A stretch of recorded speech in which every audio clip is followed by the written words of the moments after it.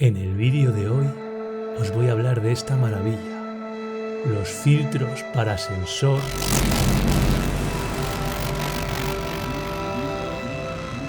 cuando después de la intro.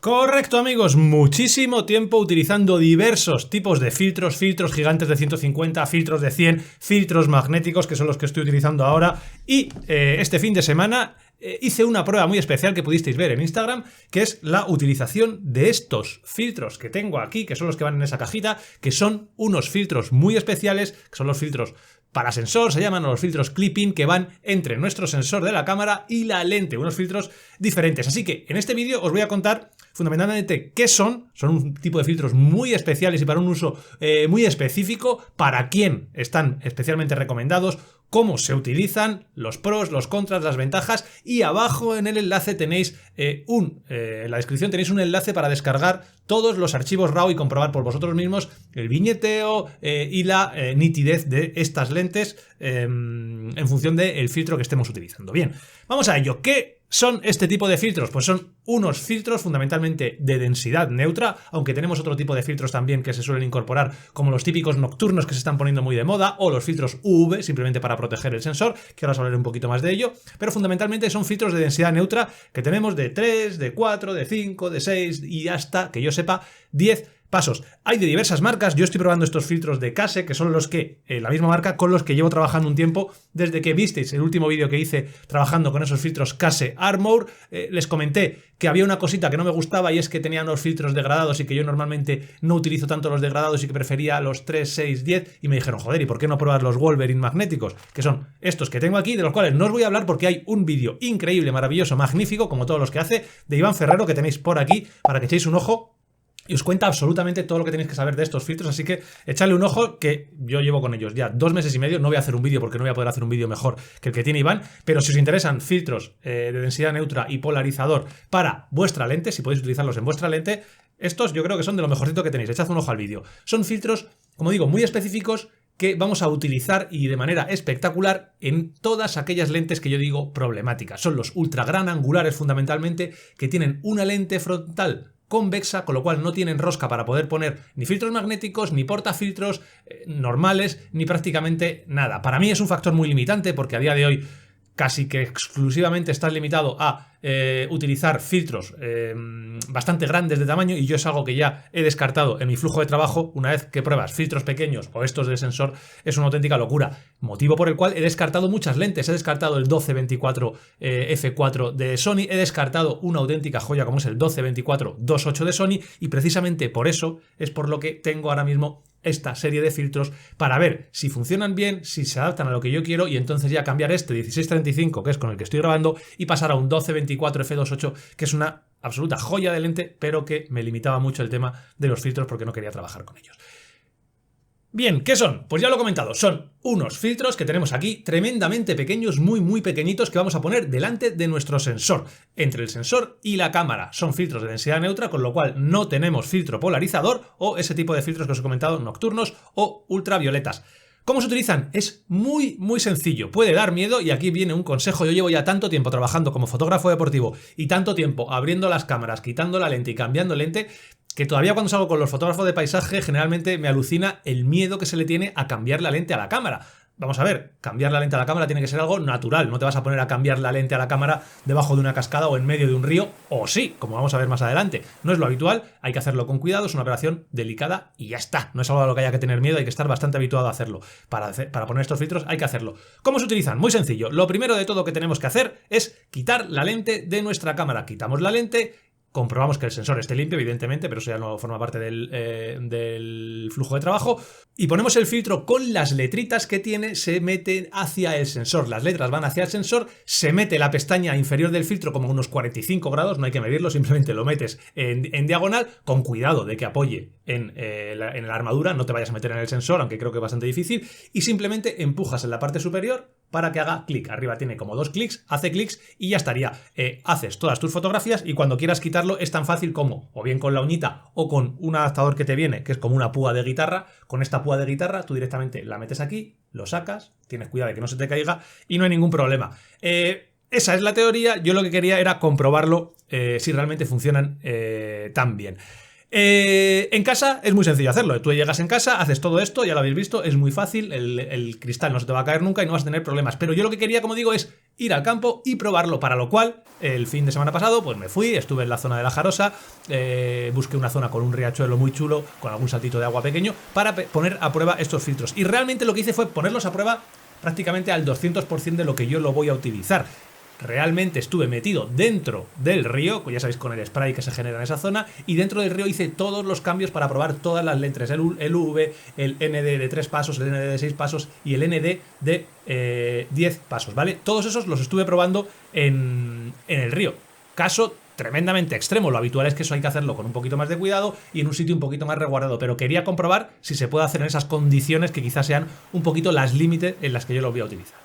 Y así estuve trabajando con todos los filtros, hice absolutamente todas las pruebas para que pudierais ver todas estas imágenes que tenéis en pantalla, con la fotografía sin filtro, con la fotografía con el filtro de 3, con la fotografía con el filtro de 6 pasos, con la fotografía con el filtro de 10 pasos, vais viendo las diferencias que tenemos.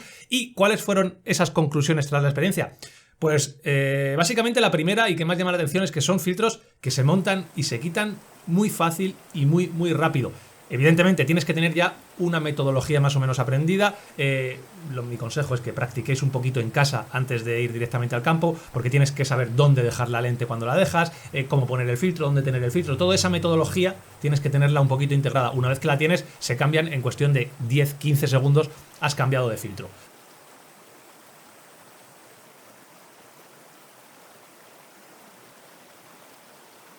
La calidad óptica, sin entrar a analizar las imágenes al 100%, hacer de pixel peeper, de ir a buscar una esquina, de ir a buscar otra esquina. La calidad óptica que tú ves cuando tú ves la fotografía, cuando la ves al 100% en la cámara, cuando te desplazas un poco, es brutal. Tened en cuenta que no hace falta irte a la esquina superior derecha, donde normalmente vas a tener un árbol que no te importa que tenga tanta nitidez, o sí, dependiendo de cómo seas. Yo normalmente lo que hacía era aumentar al 100% y ver esas rocas que yo tenía, que tenían una nitidez brutal, utilizando cualquiera de las lentes, de los filtros que hubiera utilizado. De todas formas, abajo tenéis los archivos RAW, por si queréis comprobarlo al 100% vosotros, si queréis comprobar esa esquina superior derecha que os moleste muchísimo, ¿vale? Vi que no tenían poca o nula dominante de color, lo mismo, eso habría que hacer unas pruebas como las que he hecho luego en casa con la pared blanca, pero realmente a priori te dan una sensación de tener muy poca o prácticamente nada dominante de color.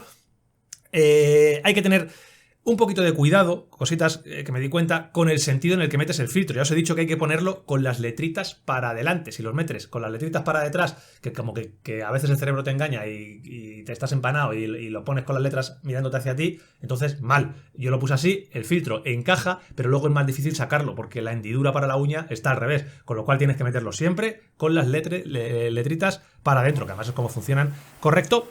Y básicamente nada más, que hay que tener un poquito de cuidado a la hora de meter el filtro, pero para que no lo metas en diagonal y arañes el sensor, pero hay diferencia entre el sensor y donde metes el filtro, están bastante separados, así que creo que no es fácil dañar el sensor. Evidentemente si no lo haces nunca, nunca vas a dañarlo, pero te están aportando la posibilidad de utilizar filtros de densidad neutra con lentes que de otra manera son bastante problemáticos. Bien, como os digo, estos filtros se pueden vender solos, pues tú puedes comprar solo un filtro, o lo más habitual que yo he encontrado en las tiendas es tenerlo en pack. Hay habitualmente dos packs, este que es el que tengo yo aquí, que es un filtro que te viene con esta cajita y estos 4 filtros y la púa de guitarra para montarlo. Estos filtros son lo que para mí son el santo grial de la fotografía de paisaje. Filtro de 3, filtro de 6, filtro de 10 pasos de densidad neutra y luego un filtro UV que ahora os comentaré un poquito las impresiones que a mí me da. Yo no lo voy a utilizar, ya os lo digo. Hay otro pack que en vez de tener el filtro de 3 o el de 6 o el de 10, uno de esos filtros de densidad neutra se sustituye por el típico filtro ese Night Pollution o algo así como se llamen, que son esos filtros nocturnos que yo tampoco utilizo. El precio, por lo menos en España, es de 230 euros aproximadamente. Seguramente hay algún descuento por ahí que se pueda conseguir, pero ese es el precio que tenéis.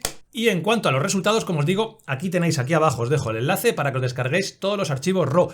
He realizado una fotografía con todos los filtros, tanto el UV como los 3 de densidad neutra, en una pared blanca para poder comprobar el viñeteo. Un viñeteo que yo pensaba que no iba a existir, digo, este tipo de filtros no creo que tengan viñeteo al ir detrás de la lente, pero ciertamente se puede apreciar un ligero viñeteo en el filtro de 6 y en el filtro de 10. Evidentemente, nada que cuando actives la corrección de viñeteo no se quite inmediatamente, pero tienen un poquito que me ha sorprendido. Y en cuanto a calidad óptica, la calidad óptica se confirma prácticamente lo que vi en las imágenes, tiene una calidad óptica brutal, en el centro es absolutamente exagerado, es prácticamente como si no tuviera nada, y en las esquinas muy buenos. Incluso el de 10 tiene una calidad óptica que prácticamente no afecta en nada a la calidad óptica que tiene este 1635.